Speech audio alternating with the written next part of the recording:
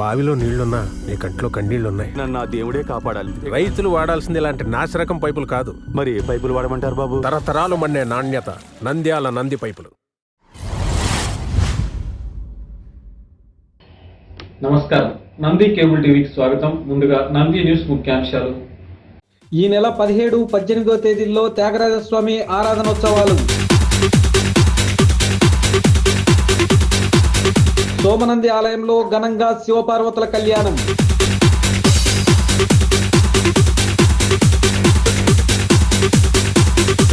PV నగర్లో సంక్రాంతి ముగ్గుల పోటీలు.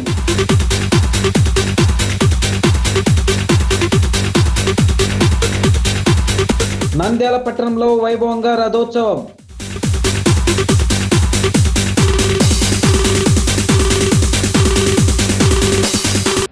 నంద్యాల పట్టణంలో ఈ నెల 17, 18వ తేదీల్లో త్యాగరాజస్వామి ఆరాధనోత్సవాలు నిర్వహిస్తున్నట్లు నిర్వాహకులు తెలిపారు. నంద్యాల పట్టణంలో శ్రీ త్యాగరాజస్వామి ఆరాధన ఉత్సవాలు 17, 18వ తేదీ నుండి ఘనంగా నిర్వహించడం జరుగుతుందని నిర్వాహకులు పేర్కొన్నారు. ఈ సందర్భంగా ఆలయంలో నిర్వహించిన సమావేశం నందు వారు మాట్లాడుతూ శ్రీ త్యాగరాజస్వామి ఆలయం నందు త్యాగరాజస్వామి వారి 258వ జయంతి మరియు 178వ ఆరాధన మహోత్సవాల్లో భాగంగా సంగీత కచేరీ నిర్వహించడం జరుగుతుందని, టిటిడి ఆస్థాన విద్వాంసులు మరియు స్థానిక విద్వాంసులచే సంగీత కచేరీలు ఏర్పాటు చేయడం జరిగిందని తెలియజేశారు. ఈ కార్యక్రమం నందు కార్యనిర్వాహకులు రామాయణం శ్రీనివాసులు, రామాయణం సురేష్ బాబు తదితరులు పాల్గొన్నారు. రామాయణం సుబ్బరత్నమ్మ గారు మహా సంగీత విద్వాంసురాలు. ఆమె సంగీతం మీద భక్తితో త్యాగరాజస్వామి మీద దీంతో ఆమె 1953లో దేశంలోనే 2వ దేవాలయమైన త్యాగరాజస్వామి దేవాలయాన్ని నిర్మించింది.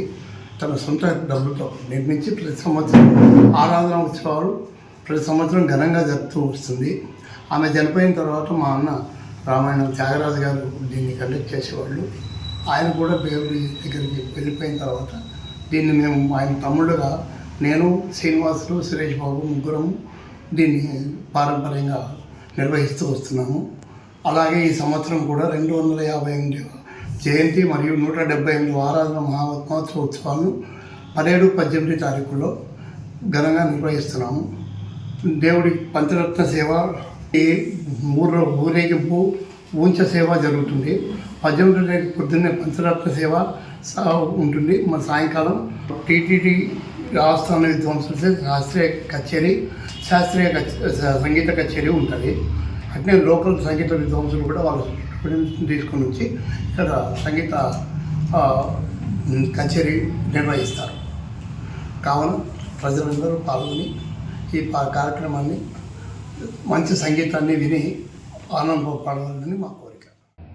నంద్యాల పట్టణంలో బుధవారం సోమనంది ఆలయం నందు శివపార్వతుల కళ్యాణోత్సవాన్ని ఘనంగా నిర్వహించారు. కనుమ పండుగను పురస్కరించుకొని నంద్యాల పట్టణంలోని సోమనంది ఆలయంలో బుధవారం శివపార్వతుల కళ్యాణం వైభవంగా నిర్వహించారు.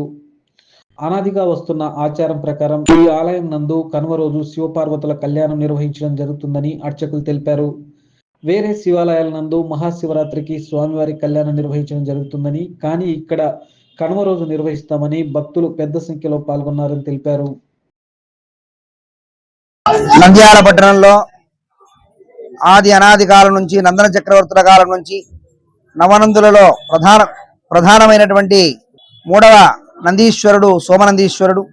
ఈ సోమనందీశ్వర స్వామి వారి యొక్క దేవాలయంలో మకర సంక్రాంతి పండుగ అయిపోయిన తర్వాత మరుదినం కనుమ రోజు స్వామివారి యొక్క వార్షిక కళ్యాణం జరగడం అనూచానంగా అనాదిగా వస్తున్నది.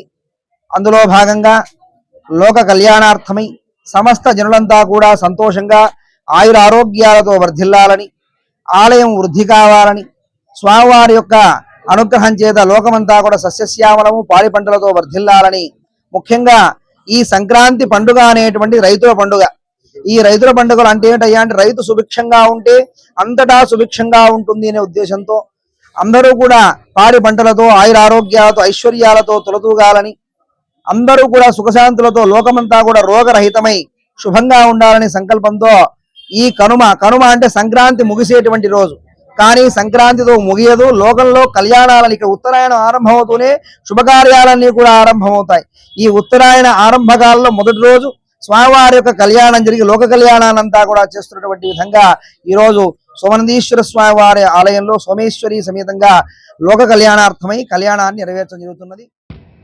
ప్రముఖ ఫోటోగ్రాఫర్ చింతలపల్లి వాసు ఆధ్వర్యంలో నంద్యాల పట్టణ శివార్లోని పివి నగర్ నందు ముగ్గుల పోటీలను ఘనంగా నిర్వహించారు.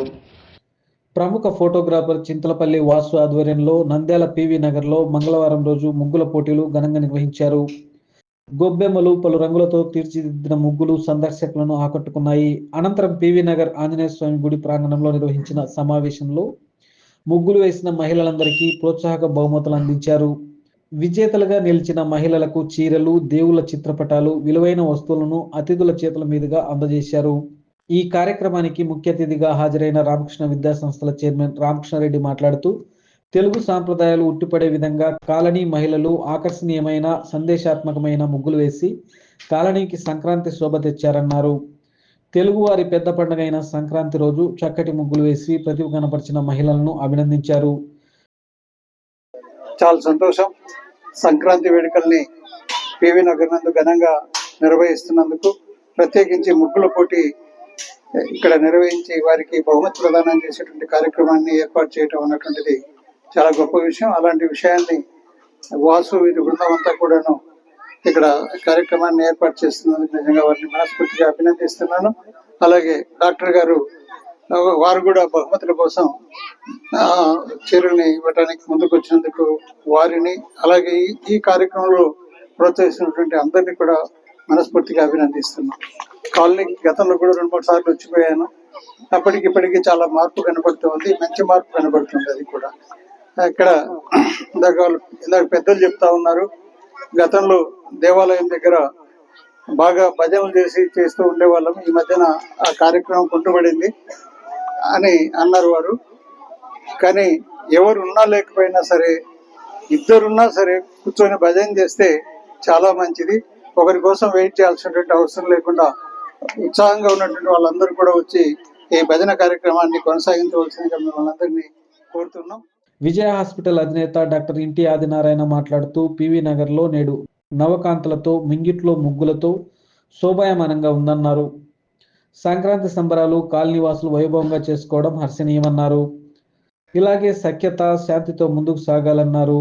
బసవన్న గుడి ప్రధాన అర్చకులు శశిభూషణ్ సిద్ధాంతి సంక్రాంతి ప్రాధాన్యాన్ని వివరించారు. ఈ కార్యక్రమంలో నరేంద్ర, నరసింహ, రమణ, ఆనంద్, రాజు తదితరులు పాల్గొన్నారు. గత 2 సంవత్సరాలుగా నేను ఇక్కడికి మీ ముందు సంక్రాంతి రోజు వస్తూనే ఉన్నాము. సంక్రాంతి పర్వదినాన మనమందరం ఇక్కడ కలుసుకోవడము అలవాటైపోయింది. మంచిది, చాలా శుభతరుణం. మన సంస్కృతిలో, హిందూ ధర్మంలో పండుగలకి ఒక ప్రత్యేకమైనటువంటి స్థానం ఉంటుంది, ప్రత్యేకమైన విశేషం కూడా ఉంటుంది. సూర్యుడు మకర రాశిలో ప్రవేశించినప్పుడు మకర సంక్రాంతి జరుపుకుంటాం. మిగిలిన పండుగలు కూడా ప్రకృతి సిద్ధంగా అప్పుడు జరుగుతున్నటువంటి విశేషాలను బట్టి మనం పండుగలను జరుపుకుంటూ ఉంటాం. మీ ముందు మళ్ళా ఒకసారి వచ్చి మీకేదో చిరు బహుమానాలు ఇవ్వడం అన్నది నా అదృష్టంగా నేను భావిస్తాను. అంతేకాకుండా ఇంతటితో ఈ కార్యక్రమాలు ముగియకుండా మీరు ప్రతి హిందూ పండుగని చాలా నిబద్ధతతో, చాలా తృప్తితో, సంతోషంగా మీరు నిర్వర్తించుకోవాలని, మన ధర్మాన్ని, మన ఆచార వ్యవహారాలని కలకాలాల పాటు నిలువెట్టాలని మిమ్మల్ని అందరినీ కోరుకుంటూ ఉన్నాను. మాత్రం డేట్తో వస్తుంటుంది, ఎప్పుడు కూడా 13, 14, 15 అని వస్తుంటుంది. ఏమిటయ్యా అంటే సరిగ్గా ఆ సమయానికి చూడండి, మనం నిద్రపోయినా కూడా లోకానికంతా కూడా జాగృతిని కలిగించి అందరినీ మేలుకొల్పోయేవాడు ఎవరంటే సూర్యనారాయణ, అందరినీ కూడా మేలుకొల్పుతారు.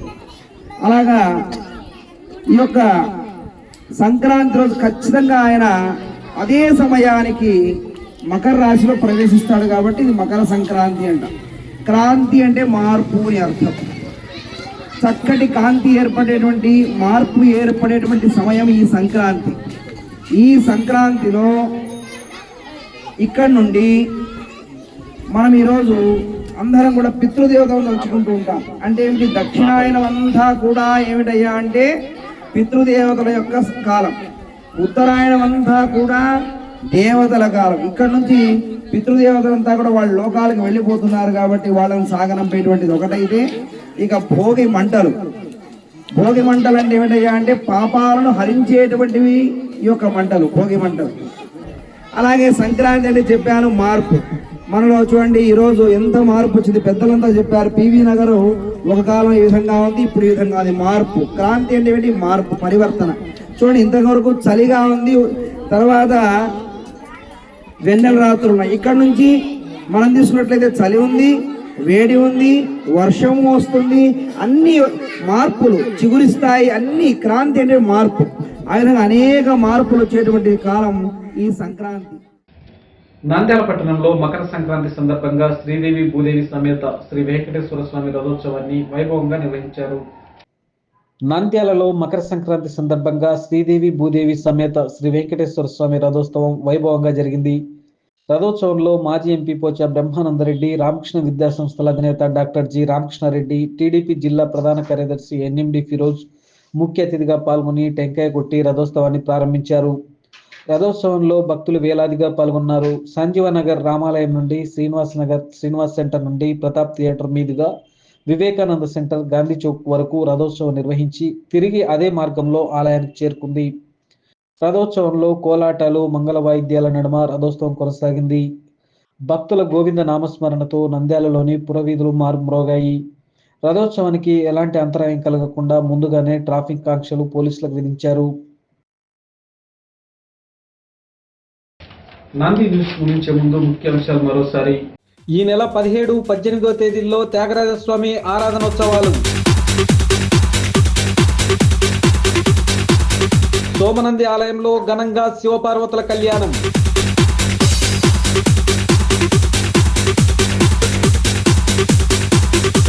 పివి నగర్లో సంక్రాంతి ముగ్గుల పోటీలు.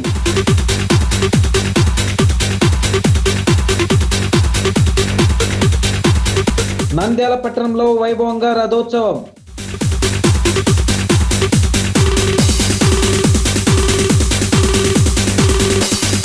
నంది న్యూస్ ఇంతటితో సమాప్తం. నమస్కారం.